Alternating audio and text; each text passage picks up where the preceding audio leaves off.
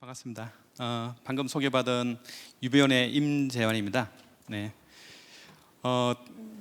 온라인 교육이라고 요즘 표현도 하고 아마도 대개의 경우는 아마 에듀테크라고 다들 아마 이해를 하실 것 같습니다. 사실은 에듀테크라고 하는 용어를 이해하기가 좀 어려운 부분이 많았었는데 금년도 좀 상황에서 보면 다들 좀 이해를 많이 하시는 것 같습니다. 유비원은 요즘 좀 소개하는 게 좀 아주 간단합니다. 아마 여러분들의 자녀들이 분명히 아마 초중 고등학교나 대학에 계실 건데요.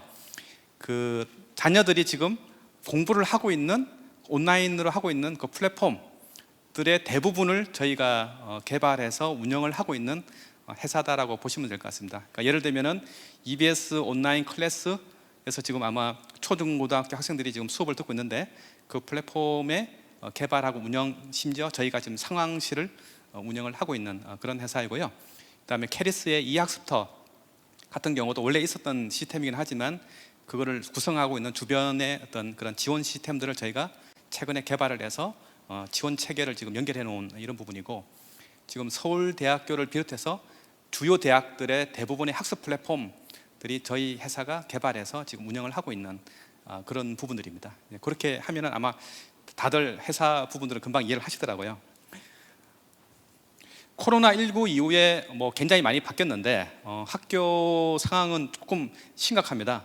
이 부분은 유네스코에서 매일 하루에 한 번씩 지금 글로벌에서 어떤 상황인가를 이제 보여주고 있는데 4월 1일자의 어떤 상황들이어서 그냥 대부분의 학교들이 다 그냥 셧다운 상태에 있는 이런 부분이었고, 4월 1일로 보면은 우리나라도 초중고등학교는 지금 통학을 안 하고 있는 이런 상황이었습니다. 아시다시피 대학교 같은 경우는 이미 학습 플랫폼을 가지고 있는 상황들이었기 때문에 3월 초에 2주 정도 이렇게 있다가 바로 계약을 한 거죠. 온라인 계약을 한 건데, 초중고등학교 같은 경우는 4월 1일자 기준으로도 일단은 계약이 안 되어 있는 이런 상황들입니다. 근데 조금 이제 나아져서 최근의 상황을 보면은 이제 조금씩 통학들도 조금 하고 있고 온라인 수업들도 좀 병행을 해서 하고 있지만 전반적으로 아주 원활한 그런 상황은 아니다라고 말씀을 드려야 될 것 같고요. 사실은 KT를 비롯해서 굉장히 많은 ICT 그 기업들이 학교와 관련해서 많은 또 고민들을 해야 되는 그런 시점인 것 같습니다. 이거는 이제 홀론 IQ라고 해서 에듀테크와 관련되어 있는 가장 좀 저명한 이렇게 연구 그룹들인데요. 여기에서 코로나를 맞이해서 지금 단기적으로 당신들이 서비스를 할 수 있느냐, 중장기적으로는 어떠냐라고 하는 거 물어본 거고요. 보시면은 초반에는 거의 이제 빨간불이죠. 단기적으로는 어렵다. 그렇지만 에듀테크를 수용함으로 인해서 우리가 조금씩은 할 수 있다. 이런 식의 이제 설문했던 그런 결과물들입니다. 네. 에듀테크에서 가장 유명한 사람은 학자들도 있겠지만 사실은 OECD에 있는 그 교육국장입니다.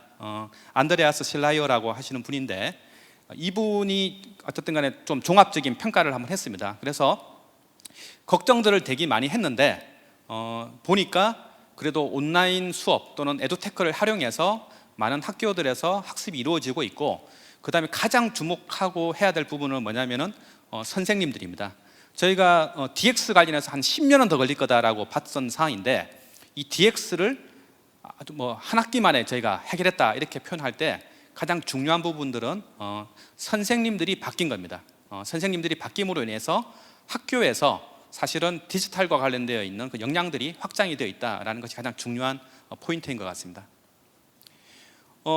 저희가 이제 4월 말 정도 되면은 4월 달에 이미 이제 온라인 수업에 들어가서 학교들에서 이제 수업을 하는데, 보시면은 이제 컨텐츠 활용 중심으로 하는 거, 그 다음에 과제 중심으로 하는 거, 그 다음에 줌과 같이 쌍방향으로 하는 거, 그리고 이런 세 가지 부분들을 섞어서 하는 경우 이렇게 해서 아주 복합적인 어떤 수업들을 전개를 했는데, 예상 외의 상황들은 뭐였냐면은 이 컨텐츠를 어떤 컨텐츠를 쓸까? 주로 아마 EBS 강의라든지 캐리스에 있는 그런 교육부의 컨텐츠를 주되게 쓸 것이다라고 생각했습니다. 근데 초반에는 그랬었죠. 근데 점점점 선생님들이 자기가 찍어가지고 이거를 컨텐츠를 유튜브에 올린다든지 비메오에 올린다든지 해서 자기의 컨텐츠를 올리거나 아니면 선생님들끼리 협업을 해서 그 학교나 또는 동료 교사들의 컨텐츠를 보게끔 하는, 그러니까 이런 방식으로의 어떤 컨텐츠 진화가 있었고요. 저희가 1학기가 끝나고 나서 다시 한 번 더 설문조사를 대규모로 해서 보니까 여전히 선생님들이 직접적으로 제작을 해서 컨텐츠를 만드는 경우들이 훨씬 많았다라는 것은 굉장히 좀 다른, 예상하지 못했던 그런 상황들이었습니다. 그런데 조금 심각한 상황은 그런 거죠. 1학기를 지나고 나니까 학생들의 성적이 좀 이상해요 라고 하는 이야기가 들었습니다. 저희가 일반적으로 한 학기 수업이 끝나고 나서 평가를 해보면은 종자로 나옵니다. 종모형으로 나오죠. 이렇게 분포가 이렇게 일종의 정규 분포 같은 이런 형태를 그리게 되는데, 이번에 나온 결과들은 M자였습니다. 그러니까 M자라는 이야기는 어떤 상황이든지 관계없이 공부가 충분히 된 그룹이 있었고, 이런 상황에서 온라인 수업만으로는, 그러니까 온라인 수업이라는 게 기존에 갖고 있는 서비스 형태나 인프라를 기반으로 하는 그런 서비스만으로는 학습이 잘 이루어지지 않는 그룹이 상당히 많이 있다라는 걸 우리가 발견하게 됐습니다. 그래서 이것을 교육 격차다, 이렇게 이제 우리가 정리를 했던 부분이었고요. 설문을 보시면은 한 80% 정도의 선생님들이 그런 상황을 지금 맞이했고 되게 우려를 하고 있는 이런 어떤 결과가 나왔습니다. 그래서 이제 선생님들한테 물어봤죠. 이거 어떻게 하면 해결할 수 있을까요? 그러니까 당연히 첫 번째 답변은 통학을 해서 자기가 봤을 때 누군가가 이런 게 좀 부족하다라는 걸 알고 있어요. 선생님들이 이 학생은 이거 좀 부족해. 그래서 요거를 통학을 하면은 이 학생을 만나 가지고 내가 지도를 해줘야 될 거야. 요런 답변이 이제 첫 번째 답변이었고요. 근데 만약에 팬데믹이 계속 이루어져서 통학이 안 되는 경우는 어떻게 해야 되느냐가 두 번째 이제 답변입니다. 학습 플랫폼이 필요한데 이게 일반적인, 그러니까 지금 우리가 글로벌에서 서비스하고 있는 그런 플랫폼들보다도 더 좋은 플랫폼이 나와야 된다. 그러니까 개별화될 수 있고 진단할 수 있고 처방할 수 있는 정도의 수준. 그러니까 우리로 보면은 데이터를 기반으로 해서 선생님들이 분석을 해서 처방을 할 수 있을 정도 수준의 학습 플랫폼이 있다고 하면은 이런 교육 격차가 해결될 수 있을 것이다. 동시에 학생들에게 정서적으로 동기부여를 할 수 있고, 우리가 원격이지만 뭔가를 같이 이야기도 나눌 수 있는 이런 방식의 플랫폼이면 좋겠다라는 의견이 답변이었습니다. 이렇게 해서 사실은 저희가 한 2030년까지 하려고 했던 미래교육 체제 전환과 관련되어 있는 부분이 지금 굉장히 빠르게 진행이 되고 있습니다. 그래서 지금 교육부 같은 경우는 미래교육 체제 전환을 조기화하자. 그러니까 이게 원래 목표가 2030년까지 하는 거였는데 이것을 당겨서 하자. 근데 또 문제가 생긴 거는 새로운 교육 격차 문제가 생겼으니까 이 문제도 해결하면서 빠르게 DX를 하자. 이러려면 어떻게 해야 되느냐? 에듀테크 산업이 활성화가 돼야 된다. 그러니까 에듀테크 산업의 어떤 생태계가 활성화가 안 되는 한 이 두 가지의 이슈들을 우리가 담을 수 없다라는 걸 우리가 확인하게 됐습니다. 아까 말씀드렸던 2030이라는 거는 OECD 수준, 그러니까 우리나라 수준이 아니고요. 글로벌에서 말하는 OECD 수준에서 이미 결정이 되어 있는 거였습니다. 그러니까 우리가 점진적으로 2030년까지 하나 둘씩 해가지고 DX를 해가지고 미래교육 체제로 바뀔 거야. 그래서 창의적이고 그리고 디지털이라든지 데이터와 관련되어 있는 부분에 대해서 역량이 있는 학생들을 우리가 육성할 거야라는 어떤 플래닝이 이미 구성이 되어 있는 상황이었습니다. 그런데 조금 이제 우리로 보면 약간 이슈 사항이 다른 OECD 국가들처럼 우리도 여기 있는 X축은 그냥 성적이다 이렇게 보시면 됩니다. 여기 과목은 일단 과학으로 되어 있는데 그냥 일반적인 학과목의 성적이고, Y축은 행복도 또는 삶의 만족도 이런 개념인데, 우리 학생들이 보면은 공부는 잘하지 않습니까? 그래서 항상 성적은 좋은데 행복도가 되게 낮은 거예요. 근데 문제는 21세기 교육에서 핵심은 창의적인 인재를 우리가 양성하는 거기 때문에 사실은 이게 만족도가 낮다라는 이야기들은 창의적이지 않는 거죠. 그래서 이 문제를 어떻게 해결할 것이냐, 이런 어떤 좀 독특한 문제를 우리가 가지고 있었던 이런 상황들이었습니다. 그래서 이거를 해결하기 위한 여러 가지 좀 수단들을 우리가 강구를 했었던 부분이고요. 그래서 일단 세 가지 어떤 방법론을 찾은 거죠. 첫 번째가 에듀테크 클라우드입니다. 그러니까 클라우드 기반의 에듀테크 생태적인 학교 체계를 만드는 거. 두 번째는 사회적 학습 체제를 만드는 거. 아마도 여기 학부모님들 많이 계시니까 아마 중학생이면은 지금 자유학기제, 자유학년제를 하고 있습니다. 그래서 뭐 보셨을 때는 애들이 한 학기 동안에 그냥 놀더라.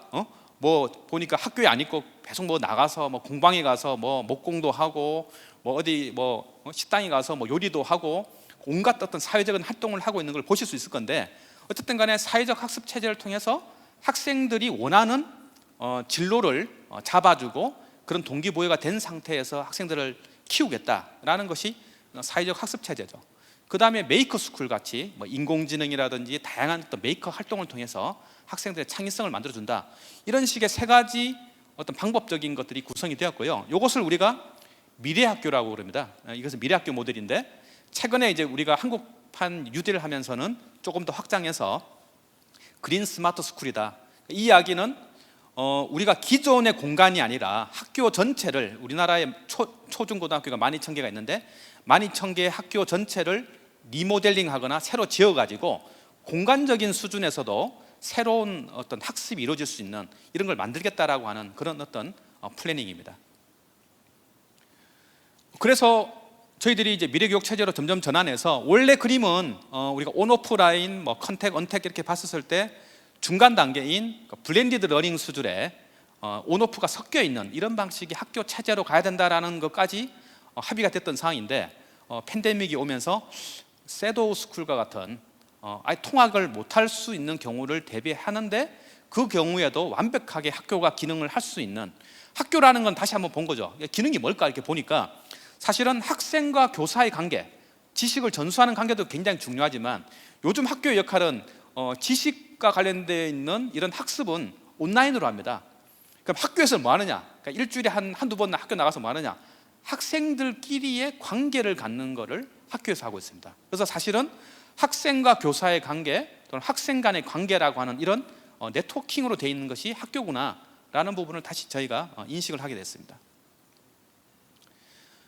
에듀테크 산업과 관련해서는 에듀테크가 뭐냐라는 부분들은 작년에 영국에서 국가 전략이 나와서 국가 산업 전략 보고서가 나오면서 에듀테크가 정의가 됐습니다. 한마디로 표현하면은 교수 학습 활동하는 거하고 교육기관이 하는 온갖 운영 활동들을 지원해주는 시스템, 또 지원해주는 모든 일체의 모든 테크놀로지, 이런 부분을 우리가 에듀테크라고 정의를 하고 있습니다.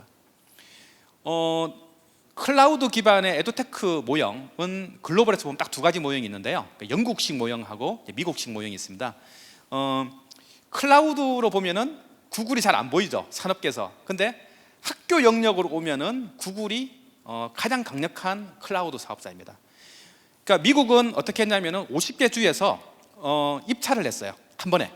그래서 1등인 뉴욕주하고 세 번째인 시카고 교육청에 있는 모든 학교는 구글이 수주해서 딴 거고요. 두 번째로 큰 로스앤젤레스, 캘리포니아 같은 경우는 스콜라지라고 하는 벤처가 그 학교 전체를 맡은 거죠. 이런 방식으로 그냥 수주를 통해서 그 학교 전체를 맡는 이런 개념이었고, 구글 같은 경우는 학생당 39달러를 받고 잘 아시는 이제 크롬북을 주고 학교에 한 명의 테크니션들을 파견해 가지고 모든 기술적인 문제를 다 서비스 처리해주는, 그러니까 이런 방식의 모형이고요. 영국은 조금 다릅니다. 영국은 그냥 교육부가 한 2조 정도의 바우처를 학교에다 줍니다. 학교들이 알아서 자율적으로 에듀테크와 관련되어 있는 제품이나 서비스, 여기에는 클라우드도 있을 거고 아까 말씀드렸던 뭐 노트북도 있을 거고요. 하여튼 그런 등등의 것을 구매를 그냥 시장에서 바로 하는 이런 방식의 어떤 전략들을 가지고 있습니다. 그래서 이 두 가지를 우리도 같이 지금 보고 있는 상태다, 이렇게 이해를 하시면 좋을 것 같고요. 그 다음에 데이터 관점에서는 전통적으로 교육 통계학적인 모형에서 이제는 뭐 빅데이터와 같은 이런 방식의 어떤 모형으로 지금 전환이 되고 있고, 에듀테크 쪽에서는 데이터와 관련되어 있는 표준이, 국제 표준이 정립이 되어 있습니다, 이미. 그래서 이거를 기반으로 하는 그런 방식의 어떤 데이터 기반의 어떤 서비스들이 지금 일어나고 있다, 이렇게 보시면 좋을 것 같습니다. 그리고 데이터를 활용하는 대표적인 사례들은 뭐 학습 데이터를 쓰는 경우도 있지만, 그냥 교육 데이터 같은 경우는 대학에서 많이 쓰는 게, 미국 같은 경우는 한 40-50% 정도가 학교를 대학을 다니다가 중간에 그만둡니다. 그러면 학교로서는 거의 이게 망하냐 마나냐 이런 문제 정도 이 수준인데, 이 숫자를 줄이는 이런 활동에 이런 교육 데이터들을 많이 활용을 하고 있는 것이 아주 대표적인 사례이기도 합니다. 우리나라 교육부는 지금 단기에는 아까 말씀드렸던 EBS 온라인 클래스와 KLS 학습들을 통해서 초중고등학교에 대한 기본 서비스를 하고, 장기적으로는 생태적인 기반의 어떤 통합 학습 플랫폼을 구축하는 것을 하게끔 되어 있습니다. 그런데 한참 뒤의 일입니다. 왜냐하면 지금 관련되어 있는 ISP가 내년 6월 달까지 진행을 하고 있거든요. 근데 중간에는 어떻게 해야 되느냐? 일단은 각각의 교육청에서 굉장히 자율적인 방식으로 좀 대응을 하자, 이렇게 지금 정돈이 되어 있습니다. 그래서 일단 저희가 그린 그림은 장기적으로는 이런 식의 모형으로 가야 된다. 그래서 시장에 있는 어떤 학습 플랫폼이나 도구들은 이 에듀테크 생태계에 있는 기업들이 내고, 데이터 센터와 관련되어 있는 부분들은 너무 복잡해서요, 여기도 개인정보 문제가 좀 심각합니다. 민감정보라든지. 그래서 요거는 정부에서 데이터 센터들을 나누는 거죠. 그래서 지금 뭐 나이스라고 해서 학사행정 큰 데이터 있지 않습니까? 센터가 있는데, 나이스 외에 학습 데이터 센터, 진로 진학과 관련되어 있는 이포트폴리오 센터, 그 다음에 메타 컨텐츠 센터, 이런 개념들로 해서 지금 센터들이 계속 만들어질 겁니다. 그래서 요거를 다시 민간에서 활용하거나 학교가 쓰는, 그러니까 이런 방식의 모형으로 지금 가고 있습니다. 그래서 아마 ISP의 결과가 내년 6월에 나오겠지만 대충 이런 그림으로 나올 거다라고 예상하시면 좋을 것 같습니다. 이거는 에듀테크 분야에서 지난 한 20년 정도의 어떤 상황인데, 1997년 정도가 우리 산업으로 보면 그때 생긴 겁니다. 그래서 그 전에 뭐 없습니다.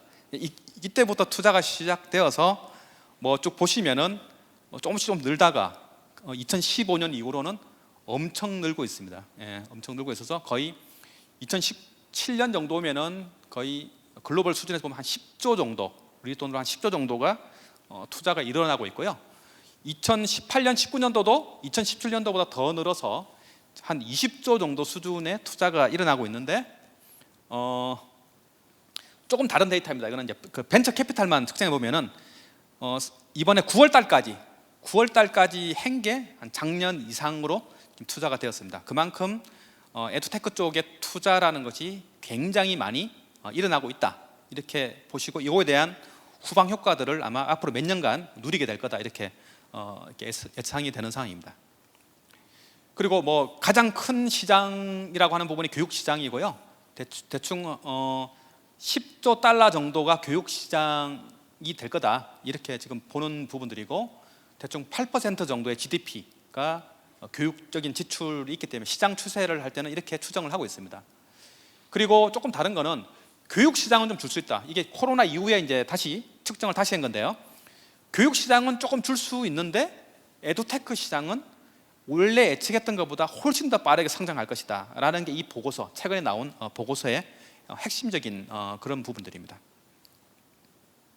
그리고 에듀테크라고 하는 것이 단순하게 몇 가지 시스템 영역이 아니고, 이게 후방 효과로서 연간 산업들이, 그러니까 오늘 한참 이야기하셨던 모든 그런 기술적인 부분이 에듀테크에는 다 접목이 되는 그런 방식으로 되어 있고, 심지어 스마트 시티에서도 가장 중요한 부분들이 그 스마트 시티에 있는 학교입니다.